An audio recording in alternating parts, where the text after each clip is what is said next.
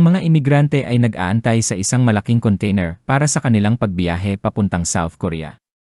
Isa sa mga migrante ay mukhang may malubhang sakit, ngunit hindi ito pinansin ng nagpadala at pinayagan ang pagbiyahe sa isang maliit na bayan sa bondang malapit sa Seoul. Isang magandang babaeng doktor na si Inha ay natrap sa loob ng kotse sa gilid ng bangin.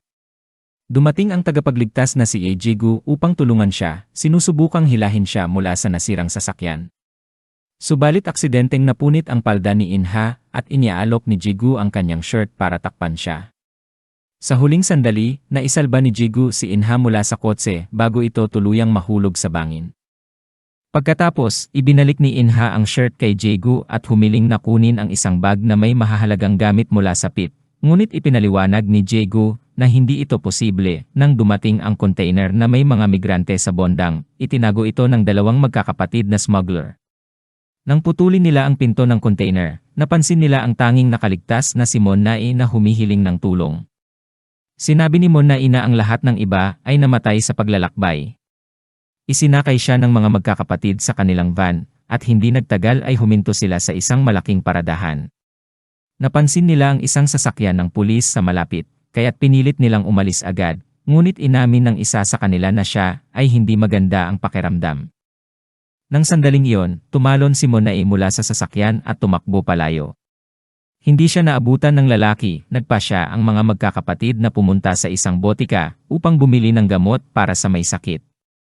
Lumalala ang kalagayan ng isa, at nagsimula siyang umubo ng malakas, ipinapasa ang hindi kilalang virus sa lahat ng naroroon sa tindahan, pinagbigay alam ni Inha sa kanyang mga kasamahan, at kay Professor Yan na nawala ang mga resulta ng kanilang research kasabay ng kanyang bag.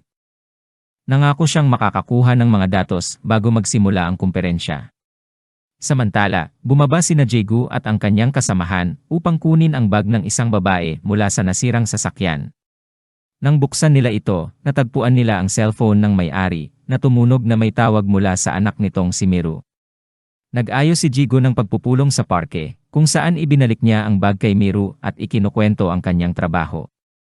Humiling si Miru ng kanyang business card sakaling kailanganin niyang makipag-ugnayan muli. Habang nagpapatuloy ang pagkalat ng virus sa buong lungsod, kontaminado ang maraming tao sa pampasaherong transportasyon at sa mga paaralan. Isa sa mga magkakapatid na nakaramdam ng biglang paglala ng kanyang kalusugan ay nagsimulang umubo ng dugo. Agad siyang dinala ng kanyang kapatid sa ospital. Masaya si Inha sa pagbabalik ng flash drive na naglalaman ng mahahalagang datos. Ngunit bigla siyang tinawag ng ospital at pinarapido siyang pumunta. Pumasok siya sa operating room at nakita ang isa sa mga magkakapatid na puno ng sariling dugo. Habang tinitingnan ang mga personal na gamit nito, natagpuan ni Inha ang isang cellphone na may mga larawan ng isang container na puno ng mga katawan. Napagtanto ni Inha na ang virus ay nagmula roon. Inisip ng mga doktor na maaaring bird flu ito. Ngunit kailangan pa ng kumpirmasyon, nagsagawa ng mga emergency meeting ang mga doktor at politiko dahil sa krisis.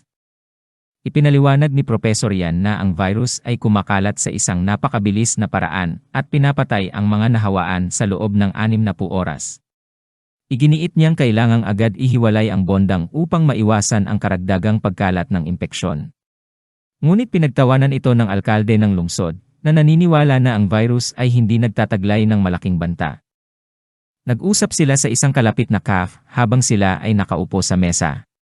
Ang batang si Miru ay nagsimulang makatulog dulot ng pagod. Bigla, nagkaroon ng kaguluhan. Nawala si Ji-gu kay Miru sa kabila ng takot ng mga mamimili. Samantalang ang mga politiko at mga pangunahing doktor ay nagdesisyon na agaran evacuate ang buong lungsod sa pamamagitan ng helikoptero, at sabay-sabay nilang isinara ang lahat ng daan papasok at palabas ng bondang. Sinabi ni Inha kay Professor Yan na hindi siya makaalis hanggat hindi niya natatagpuan ang kanyang anak na si Miru. Nangako si Yan na tutulungan siya na makalabas ng lungsod kasama ang kanyang anak kapag nahanap na silang dalawa. Pagkatapos magmaneho sa Seoul, nakipagkita ang mga politiko at doktor sa Pangulo at punong ministro. Inanunsyo ng punong ministro ang kumpletong pag-blockade ng bondang. Nagdaos si Professor Yan ng isang press conference kung saan ipinaliwanag niya ang tungkol sa nakamamatay na virus na kumalat sa buong lungsod. Dahil sa anunsyong ito, nagsimula ang tunay na takot sa buong syudad. Agad na nagmadali si Jigu upang hanapin si Miru at sa wakas ay natagpuan din nila ang batang babae. Iminungkahi ni Inha kay Jigu na samahan sila palabas ng lungsod, ngunit tumanggi siya na nagpa siya na manatili sa bondang upang magpatuloy sa pagliligtas ng mga nangangailangan. Kung gusto nyo ng part 2, please comment below at salamat sa panonood.